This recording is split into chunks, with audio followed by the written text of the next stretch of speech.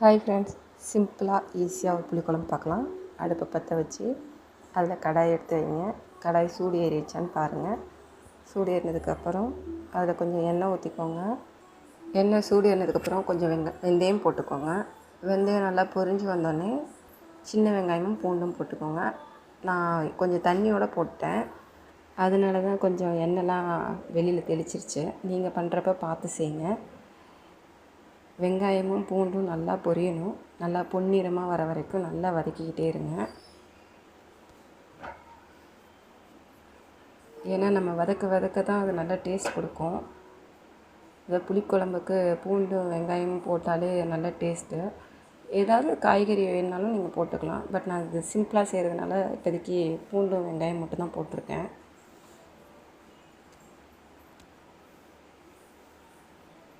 நல்லா பொன்னிறமாக வந்ததுக்கப்புறம் அதில் கொஞ்சம் கருவேப்பிலை போட்டுக்கணும். கருவேப்பிலை நல்லா பொரிஞ்சு வந்ததுக்கப்புறம் நான் ஆல்ரெடி குழம்புக்கு ரெடி பண்ணி வச்சுருந்தேன். புளி தண்ணி, அப்புறம் கொஞ்சம் மஞ்சத்தூள், உப்பு, மிளகாத்தூள், அப்புறம் தக்காளியும் சேம் அது கூடயே கரைச்சி வச்சுட்டேன். ஸோ அதை எடுத்து அப்படியே கடாயில் ஊற்றிடுங்க. ஃபர்ஸ்ட் டைம் இந்த மாதிரி வீடியோவில் வாய்ஸ் ஓவர் கொடுக்குறேன். ஸோ அதனால் எனக்கு கொஞ்சம் நர்வஸாக இருக்குது. மற்றபடி எதுவும் இல்லை, தப்பாக எடுத்துக்காதீங்க. குழம்பு நல்லா கொதிக்கட்டும். நல்லா கொதி வர வரைக்கும் கொஞ்சம் ஃபாஸ்ட்லேயே இருக்கட்டும். நல்லா கொதி வந்ததுக்கப்புறம் ஸ்லோ பண்ணி வைங்க. ஸோ அது வரைக்கும் நல்லா ஃபாஸ்ட்லேயே இருக்கட்டும். அதுக்கிடையிலேயே உப்புலாம் செக் பண்ணிக்கோங்க. ஸோ அது கொதி வந்துருச்சு. கொதி வந்ததுக்கப்புறம் கொஞ்சம் நேரம் ஸ்லோ பண்ணி வைங்க. ஸ்லோ பண்ணி வச்சு தட்டை போட்டு மூடி வைக்கணும். ஒரு 10 நிமிஷம், 5லேருந்து 10 நிமிஷம் வரைக்கும் வெயிட் பண்ணுங்கள்.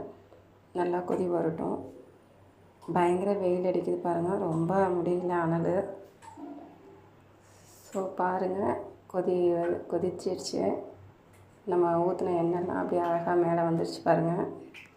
ஸோ சிம்பிளாக ஈஸியாக அழகாக ஒரு புளிக்குழம்பு ரெடி பண்ணிட்டோம். எண்ணெய் நான் கொஞ்சம் தப்பு பண்ணிட்டேன். புளி தண்ணி ரொம்ப தண்ணியாக கரைச்சிட்டேன். நீங்கள் கொஞ்சம் கெட்டியாக கரைச்சிங்கன்னா இன்னும் நல்லா டேஸ்ட்டாக இருக்கும். நீங்கள் ட்ரை பண்ணுறப்ப கொஞ்சம் கெட்டியாக வச்சு பண்ணி பாருங்கள். ஸோ நல்லா டேஸ்ட்டாக இருக்கும்.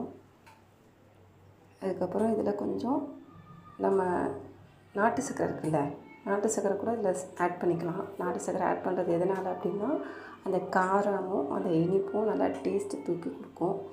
ஸோ விருப்பம் இருந்தால் நீங்கள் நாட்டு சக்கரை போடலாம், இல்லைனா நீங்கள் ஸ்கிப் பண்ணிக்கலாம். ஸோ பாருங்கள், இவ்வளோ அழகாக நம்ம எண்ணெய்லாம் திரண்டு சூப்பராக இருக்குது. நான் கொஞ்சம் தண்ணியாக கரைச்சதுனால தான் அதோட பக்குவம் வரல.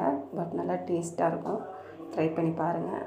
உங்களுக்கு பிடிச்சிருந்தா லைக் பண்ணுங்கள், ஷேர் பண்ணுங்கள், ப்ளீஸ் சப்ஸ்கிரைப் பண்ணுங்கள். இந்த மாதிரி குட்டி குட்டி ஸ்மால் வீடியோ நான் உங்களுக்கு அப்லோட் பண்ணுறேன். தேங்க்யூ.